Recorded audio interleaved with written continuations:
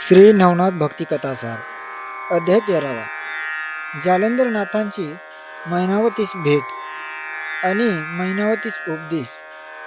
या अध्यायाचे नित्यपठन केले असता किंवा श्रवण केले असता स्त्री हत्येचा दोष नाहीसा होऊन पूर्वजांचा उद्धार होईल. अध्याय सुरुवात होत आहे. पुढे शंकर व विष्णू हे जालंधरनाथ व कानिफा यांसह बद्रिकाश्रमास गेले. ते सर्वजण जालंधरनाथांची शक्ती पाहून थक्क झाले होते. त्यांच्या आपसात गोष्टीत चालल्या असता दैवतांची विटंबना जालंधराने केल्यामुळे ते त्यांची वाहवा करू लागले होते व आजपर्यंत त्यांना हात दाखविणाऱ्यांमध्ये असा वस्तात कोणीही मिळाला नव्हता, असेही उद्गार बाहेर पडले.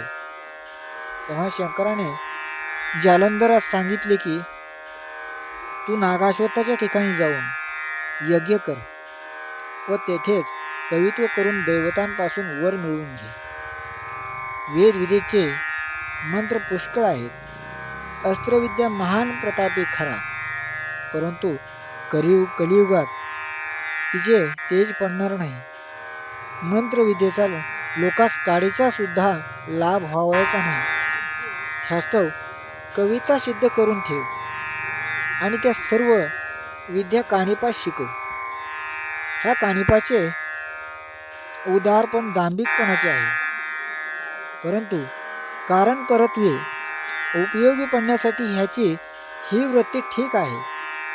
पण हजारो शिष्य करील ह्याला सर्व विद्या अवगत असतील, जेणेकरून याचे वर्चस्व सर्व जगात राहील.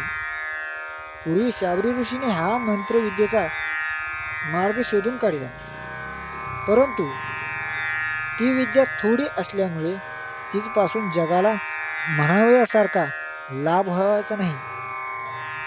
100 कोटी कविता पाहिजे आणि ती नवनाथाने करावी. सर्व खटपट ही जी करायची आहे ते सर्व परोपकारासाठी करायचे आहे. तुम्ही सर्वज्ञ आहात, तुम्हाला सांगावयास पाहिजे असे नाही. जारण मारण उच्चाटनास सहित कविता करावी, असे शंकराने जालंधरनाथास सांगून कानिफाबद्दल 2 शब्द सुचविले की हाच तपास समर्थ कर. हे शंकराचे सर्व म्हणणे जालंधराने मान्य केले. मग जालंधर व कानिफा या उभयतांनी 12 वर्षे तेथे राहून 40 कोटी 20 लक्ष कविता तयार केल्या. ते पाहून शंकर प्रसन्न झाला. मग त्याने नागाश्वताखाली ते प्रयोग सिद्ध करून घेण्यासाठी त्यास बोध केला आणि त्यावरून उभयता तेथे गेली आणि हवन करून प्रयोग सिद्ध करून घेतले. मग सूर्यकुंडाचे उदक आणून 52 वीरावर शिंपडून त्यांची अनुकूलता करून घेतली. ते पुन्हा बद्रिकाश्रमास परत आले. तेथे जालंधराने कानिपास तपश्चर्येस बसविले आणि आपणही तपश्चर्येस गेला. तेथे गोरक्षनाथही तपश्चर्या करीत होते, पण त्यांना परस्परांविषयी माहिती नव्हती. इकडे जालंधरनाथ तीर्थयात्रा करीत फिरत होते. तो आपल्या मस्तकावर गवताचा भारा घेऊन अरण्यातून गावात जाई व तेथे तो गायीस चारा चारीत होता. त्याने मस्तकावर भारा घेतला असता त्यास त्यापासून भार वाटून त्रास होऊ नये म्हणून वायू तो भारा मस्तकापासून काही अंतरावर वरच्यावर झेलून धरून ठेवित होता. याप्रमाणे जालंधरनाथ गवताचा भारा मस्तकावर घेऊन फिरत फिरत गोड बंगाल देशातील हेलापटणास गेला. तेव्हा गवताचा भारा मस्तकावरच्या वर आधार वायूचा आधारा वाचून कसा राहिला ह्याचे तेथील लोकांस मोठे नवल वाटू लागले. त्याने हा कोणीतरी सिद्ध आहे असे वाटून ते त्यांच्या दर्शनासही जाऊ लागले. तो गावातील घाणेरड्या जागेत राही व आपला उदरनिर्वाह भिक्षा मागून चालवित असे. तेव्हा त्रिलोचन राजाचा पुत्र गोपीचंद राजा हा त्या काळी तेथचा राजा होता आणि गोपीचंद राजाची आई ही मैनावती मोठी सद्गुणी होती. ती एके दिवशी राजा महालाच्या गच्चीवर शहराचा रमणीय देखावा पाहत असता तिने जालंधरास पाहिले आणि आधारा वाचून डोक्याच्या वर मोळी घेऊन जाणारा असा तो जोगी पाहून तिला आश्चर्य वाटले व हा कोणीतरी प्रतापी पृथ्वीवर अवतरला आहे असे तिच्या मनात आले. मग त्यास आपण गुरु करून आपल्या देहाचे सार्थक करून घ्यावे असा तिने मनाचा निग्रह करून आपल्या दासीस बोलावले. ती दासी तर चतुरच होती. ती येताच तिने हात जोडून उभी राहिली आणि मोठ्या आदबोधीने का बोलावले म्हणून विचारू लागली.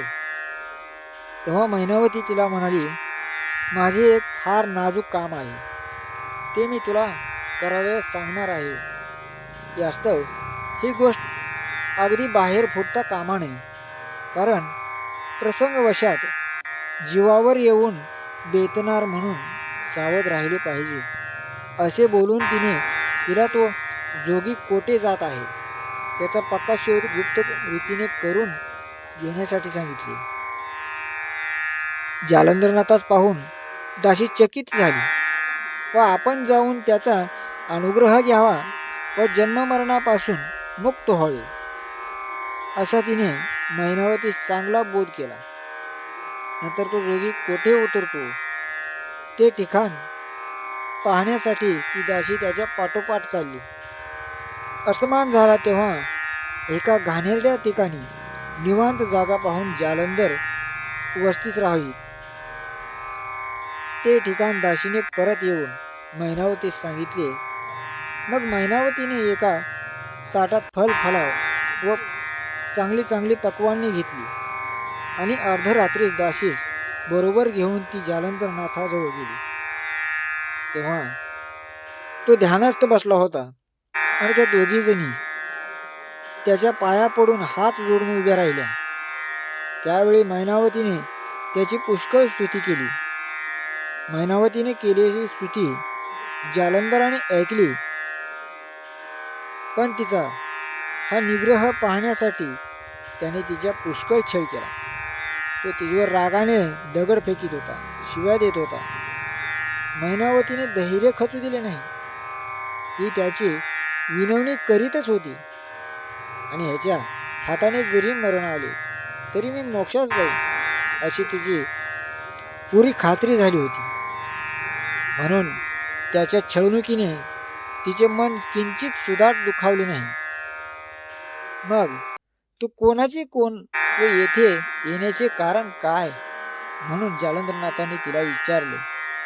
तेव्हा मैनावती म्हणाली, योगीराज, महाप्रतापी त्रिलोचन राजाची मी कांता आहे, परंतु त्यास कृतांत काळाने गिळून टाकल्यामुळे मी सांप्रत वैद्यवेंदू दुःखापासून दुःख सागरात बुडून गेले आहे. ही जन्म मरणाची जगाची राहाटी पाहून मी भिवून गेले आहे व ह्या योगाने मला पश्चाताप झाला आहे. काळाने पतींची जी अवस्था केली तोच परिणाम माझा व्हावयाचा असे ऐकून म्हणाला, जर तुझा पती निर्वतला आहे तर तू हल्ली कोणाजवळ असतेस? तो प्रश्न ऐकून मैनावती म्हणाली, माझा मुलगा गोपीचंद राजा ह्याच्याजवळ असते मी. पण आता ह्या वाटाघाटीचा विचार करण्याची जरुरी नाही. कृपा करून मला तुम्ही कृतांत काळाच्या भीतीपासून सोडवावी अशी माझी हात जोडून चरणापाशी विनंती आहे. तेव्हा त्याने सांगितले की कृतांताच्या पाशाचे बंधन मोठे बिकट आहे. ते मजसारख्या पिशाच्यांकडून तुटायचे नाही. यास्तव तू येथून लवकर आपल्या घरी जा. जर ही गोष्ट तुझ्या पुत्राच्या समजण्यात आली तर त्याच्याकडून मोठा अनर्थ घडून येईल. तेव्हा उजळले तेव्हा ती त्यास नमस्कार करून आपल्या घरी गेली. तिला सारा दिवस चैन पडला नाही. मग रात्र झाल्यावर दाशी बरोबर घेऊन ती पुन्हा जालंधरनाथाकडे गेली व पाया पडून हात जोडून उभी राहिली.